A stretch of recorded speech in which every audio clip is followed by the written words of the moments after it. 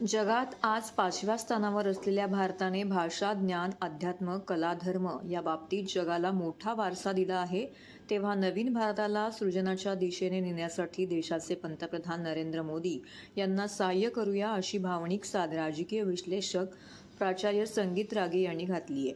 ठाण्याच्या आयोजित 37व्या रामभाऊ म्हाळगी स्मृती व्याख्यानमालेचं उद्घाटन सोमवारी संगीत रागी यांच्या हस्ते सरस्वती क्रीडा संकुलाच्या मैदानात झालं.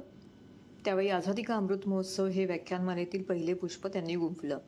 यावेळी व्याख्यानमाला समितीचे अध्यक्ष आमदार संजय केळकर आणि सचिव शरद पुरोहित व्यासपीठावर उपस्थित होते. तर श्रोत्यांमध्ये मुंबई विद्यापीठाचे माजी कुलगुरू संजय देशमुख, माजी उपमहापौर सुभाष काळे, माजी नगरसेविका प्रतिभा मडवी, डॉक्टर राजेश मडवी, विद्याधर वैशम पायन, प्राचार्य कीर्ती आगाशी इत्यादी मान्यवर उपस्थित होते. व्याख्यानमाल्यामध्ये उपस्थितांना संबोधित करताना प्राचार्य रागनी यांनी प्राचीन ते अर्वाचीन भारतातील स्थिती उलगडताना अखंड भारताच्या नवाकाशात उल्लेख करून विविध दाखले दिले. त्याचबरोबर ही भूमी देवदूतांच्या अवतारांची नसून साक्षात देवींची भूमी आहे. पूर्वी भारताच्या सीमा कंधार ब्रह्मदेशपर्यंत जात होत्या. अशा जगातील प्राचीन संस्कृतींपैकी एक असलेल्या भारताला हजारो वर्षे जुना इतिहास आहे. अनेक साम्राज्य संस्थाने या भूमीत विकसित पावली व लयाला गेली. अनेक भाषा, अनेक प्रांत, अनेक रीतिरिवाज असले तरी याच विविधतेत भारताची एकता सामावलेली आहे. त्याचबरोबर पंतप्रधान नरेंद्र मोदी यांनी सांस्कृतिक सामाजिक न्याय, स्वदेशीचा आग्रह आणि जागतिकीकरणात देशाला नवी दिशा दिली आहे. तेव्हा नवीन भारताला सृजनाच्या दिशेने नेण्यासाठी त्यांना सहाय्य करूया, अशी साद प्राचार्य रागी यांनी यावेळी भारतीयांना घातली आहे. आजादी का अमृत काल जो हम मना रहे हैं उसके बारे में,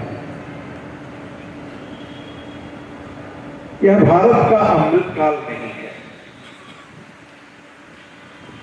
यानी कि आज जो कुछ हम बात कर रहे हैं, हम उस भारत के बारे में बात नहीं कर रहे हैं जिसके बारे में कभी महर्षि अरविंद ने लिखा कि सनातन धर्म और भारत दोनों एक दूसरे। तो यह समय है कि हम 75 वर्षों में हमने क्या यात्रा की है उसका एक विश्लेषण करें, और उस विश्लेषण में दो हिस्से आते हैं: क्या हमने प्राप्त किया, क्या हमने खोया, क्या हमारे आने वाले दिनों में हमारी चुनौतियां क्या हैं। वास्को डिगामा कोई दरिद्र भारत के लिए नहीं खोजने निकला था। कोलंबस कोई दरिद्र भारत ढूंढने नहीं निकला था। हम एक संपन्न राष्ट्र थे। लेकिन जब 1947 आता है, 1947 आते आते दुनिया की जीडीपी में हमारा मात्र 3% हिस्सा रह गया था। हम इस बात पर लौटेंगे। 1947 में हमें आजादी मिली, हमने गणतंत्र का रास्ता चुना,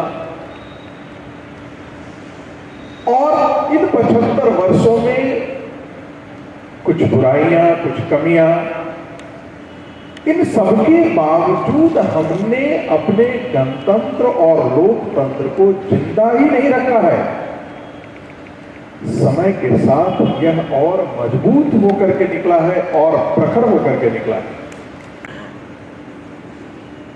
जिसको बलवा कहते हैं, भीड़ तंत्र कहते हैं, वो अमेरिका के अंदर देखने को मिला है। और हमारे यहाँ जब भी कोई चुनाव हारा है, सहर्ष वो जाकर के, यदि विधानसभा का हो तो राज्यपाल को जाकर के अपना त्यागपत्र सौंप देता है। यदि केंद्र में सरकार कोई प्रधानमंत्री हारता है तो 2 मिनट नहीं लगता है, इलेक्शन का रिजल्ट आता है, उसके संध्या काल में जाकर के राष्ट्रपति को। लेकिन ट्रंप